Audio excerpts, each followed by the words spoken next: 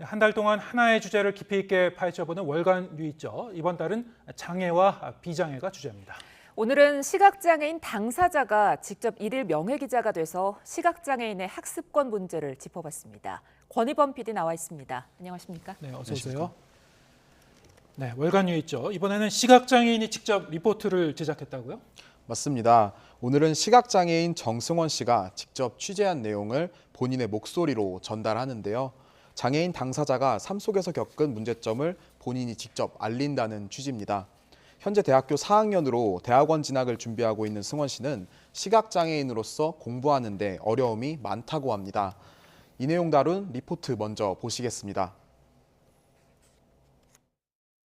안녕하세요. YTN 시청자 여러분. 저는 오늘 뉴스가 있는 저녁 1일명의 기자로서 여러분들께 리포트를 전해드릴 정승원입니다. 저는 현재 대학교에 재학 중인 학생이자 중증 시각장애인인데요. 제가 오늘 전해드릴 내용은 다름이 아닌 시각장애인의 학습권에 관한 내용입니다.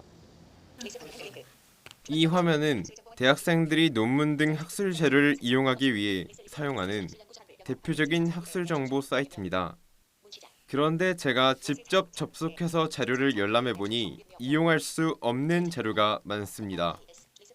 시각장애인이 학술 자료를 읽으려면 글자를 음성으로 변환하는 프로그램이 꼭 필요한데 이 논문처럼 사진으로만 업로드된 파일은 프로그램이 인식할 수 없습니다. 논문을 클릭해도 정보와 관계없는 음성이 나와 전혀 내용을 파악할 수 없는 겁니다. 이런 경우 시각장애인을 위한 대체자료 제작을 별도로 요청해야 하는데 이 역시 긴 시간이 소요됩니다. 심지어 대학 필수 교재의 경우엔 학기 절반이 지나갈 무렵에야 받는 경우도 다반사입니다.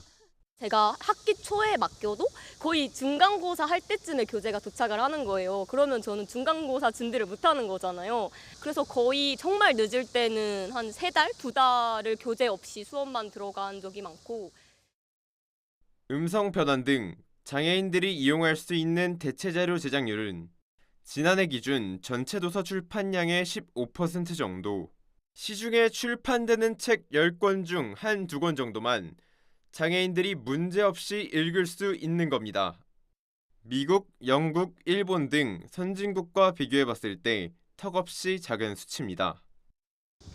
장애인들을 위한 대체자료를 제작하는 국립장애인도서관에 찾아가 봤습니다.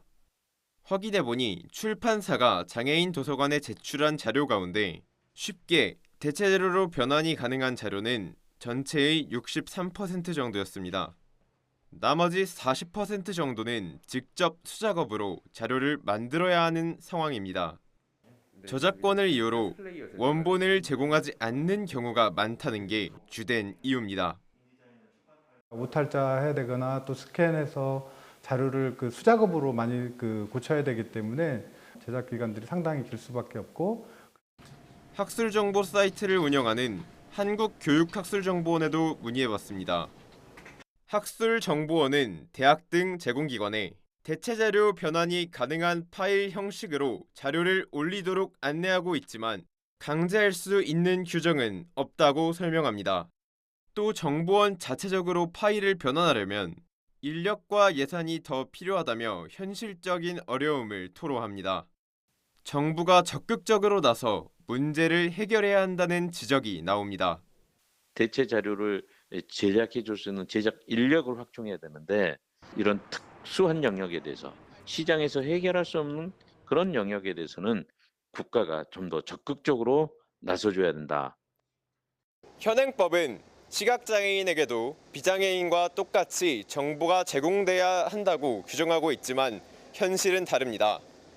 저와 같은 시각장애인들은 언제쯤 평등한 학습권을 보장받을 수 있을까요? YTN 1일 명예기자 정승원입니다. 네, 대학을 다니면서 교재가 없어서 시험 공부를 할 수가 없었다는 말 들으니까 저도 참 생각해보지 못했던 어려움 같은데요. 이번에 같이 취재를 해보니까 어떻던가요? 실제의 어려움은 어느 정도던가요? 네, 저도 시각장애인과 오랜 시간 같이 지내본 적이 없었는데요. 이번에 승원 씨와 같이 취재하고 기사를 준비하면서 처음으로 시각장애인의 삶을 조금이나마 간접 경험할 수 있었습니다. 비장애인에겐 쉬운 일들이 장애인인 승원 씨에겐 어려운 경우가 많았습니다. 앞서 설명한 것처럼 이번 주제는 승원 씨가 직접 발제해서 직접 취재한다는 원칙을 정했는데요. 눈으로 보는 것 대신 청각이나 촉각에 의지해 일상생활을 한다는 것 자체가 보통 어려운 일이 아니었습니다. 리포트에서 보신 것처럼 인터넷에서 정보를 찾고 자료를 읽는 방식 자체가 비장애인과는 다른데요. 문자를 음성으로 변환해야 하기 때문에 시간이 훨씬 오래 걸렸고요. 취재를 위해 이동할 때도 장애인 콜택시를 40분 넘게 기다리기도 했습니다. 승원 씨 입장에서도 쉽지 않은 제작 과정이었을 텐데 중간중간 좋은 아이디어도 내고 제작진이 모르는 내용도 친절하게 알려주는 등 일일 명예 기자로서 역할을 다해줬습니다. 네. 리포트 제작에 이렇게 어려움이 많았지만 승원 씨한테도 의미 있는 경험이었으면 좋겠네요. 이 리포트 내용을 보면은 이 장애인 학생들이 여러 가지 학술 정보 접근이 제한되는 경우가 있다는 사실을 알 수 있었는데요.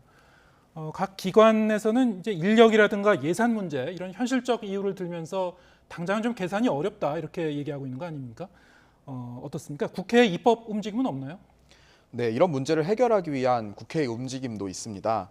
역시 시각장애인인 김예지 의원이 지난해 발의한 개정안인데요.